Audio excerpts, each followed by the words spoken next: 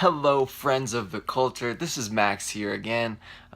This is a little different from my normal Sunday videos. I normally have a little news related thing going on, but this weekend, I'm sorry to say I'm actually out of town, which means I can do a lot less work and put in a lot less effort, so sorry, but this video will still be kind of cool. So a couple of weeks ago, a buddy of mine on YouTube called Cosmic Charizard, who's actually a huge supporter of the channel, so if you're watching this, shout out to you, bud.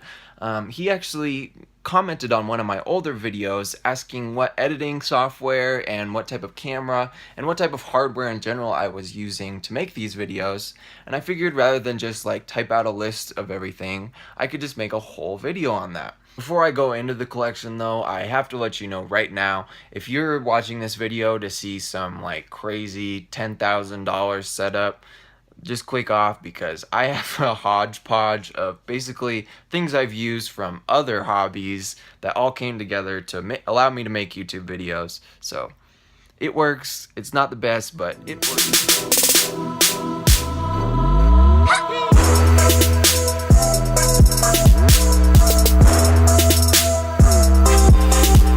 Did not clean my room at all for this, but we're starting out in my room at Casa del Culture.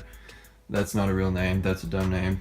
Let's never use that again. But anyways, yeah, so this is the setup. This is where I don't film here because there's actually not like a proper space for me to film proper videos here, but I do record most of my gameplay here.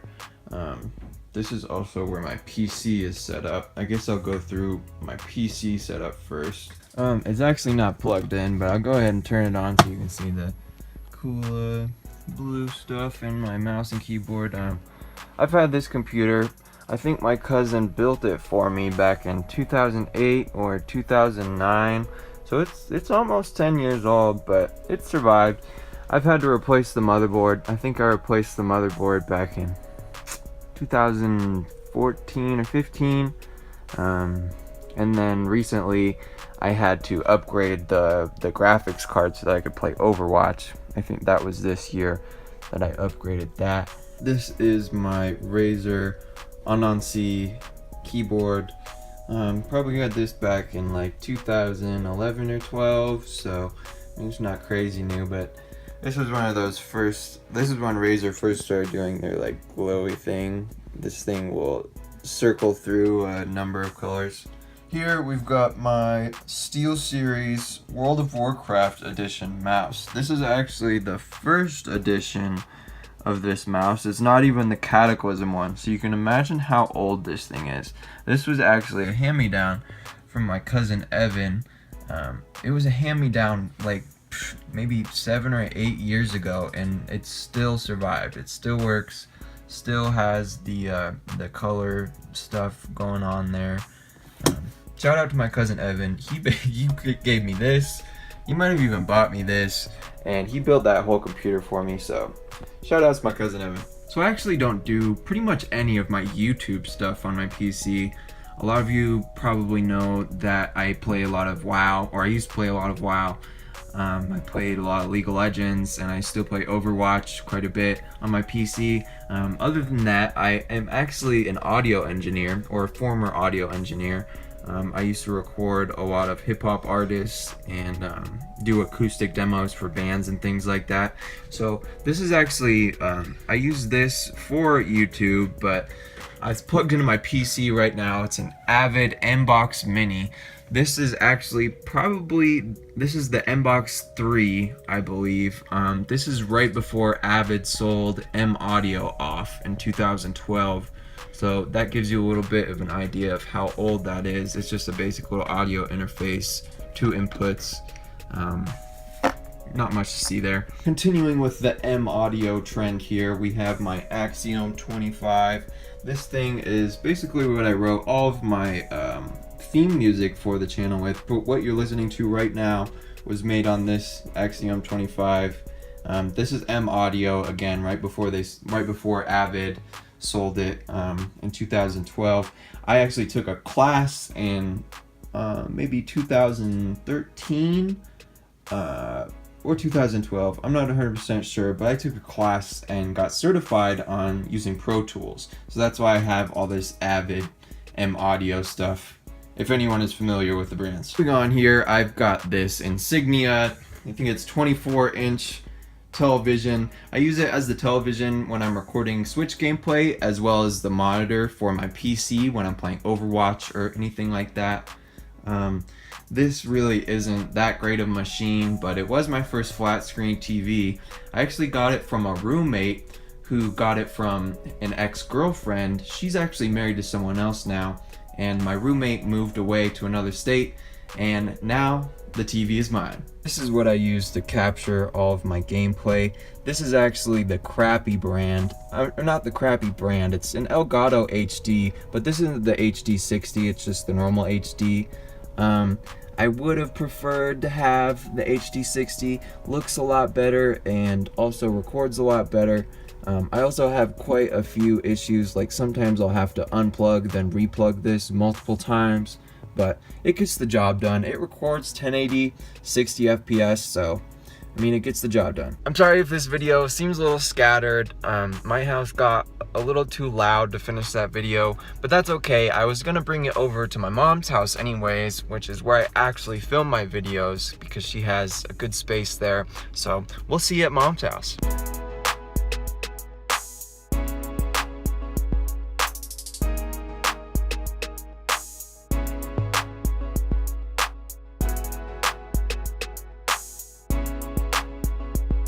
Alrighty, I made it safely to my mom's house. Here we are in the basement. This is where I film all of my videos actually. My stepsister used to live down here, but now that she doesn't, I took over. So I guess I'll start this next section off by just showcasing my dog and also my Switch accessories. I don't have too many accessories per se. I guess this is really my only one. I thought this was a lot more rare when I bought it, but now I see it pretty much at every Target and Walmart I ever walk into. But regardless, it is still an awesome case. I am happy about that. I've got 7 physical copies now, which isn't a crazy amount, but I mean, that's like half of what this holds, so it's adding up. I only own gray Joy-Con. I wish that I owned every set of Joy-Con. I don't think there's a set of Joy-Con that I don't like, but whatever.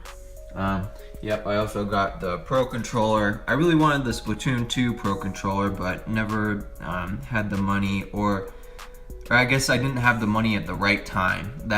All of pretty much any Switch accessory is gonna be really hard to get unless you're like constantly checking a website of some type, but Pro Controller works just fine.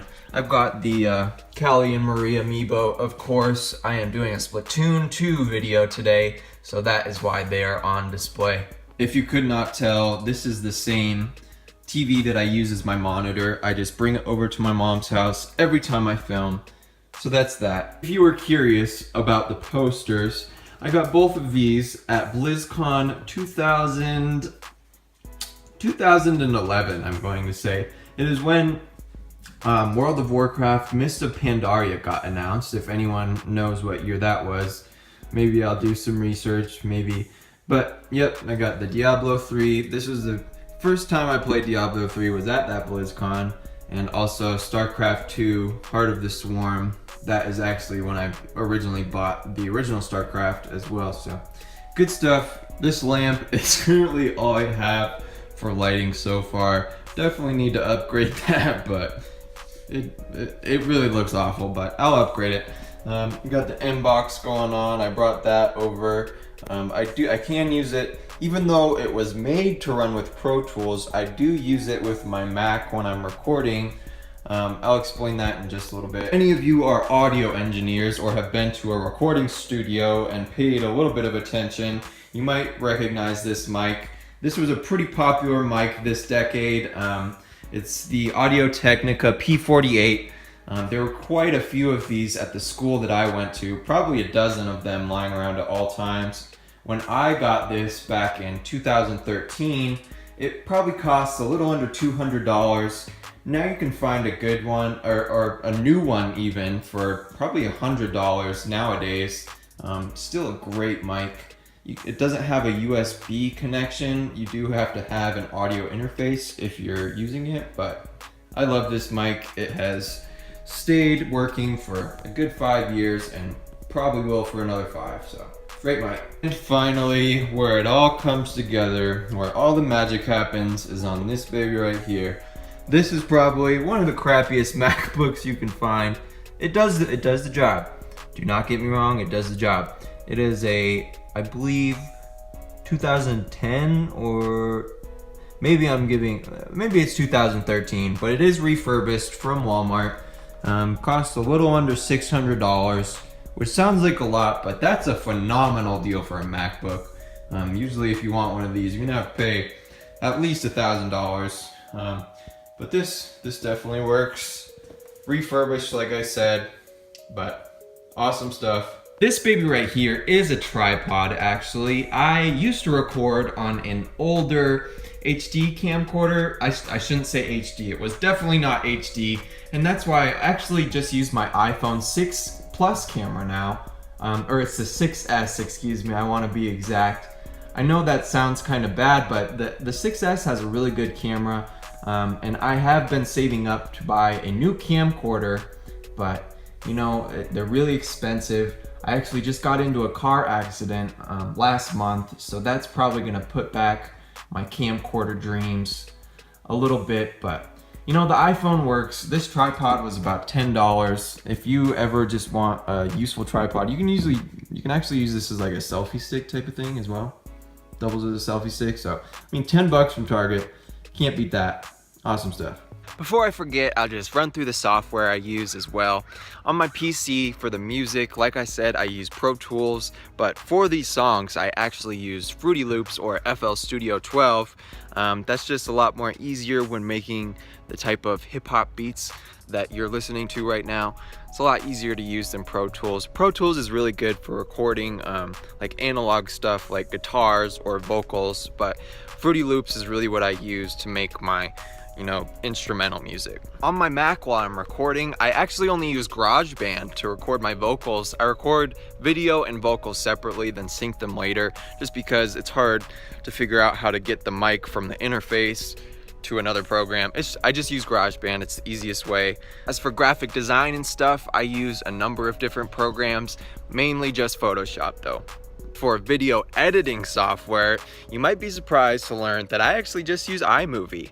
I'd really like to get Sony Vegas or Final Cut, but they're just really expensive, plus it's kind of like Pro Tools, where I would want to take at least like a couple week-long course to learn about just the basics of it so I can navigate properly. Yeah, that's basically my whole setup. Like I said, not a $10,000 crazy impressive setup, but I'm working on it.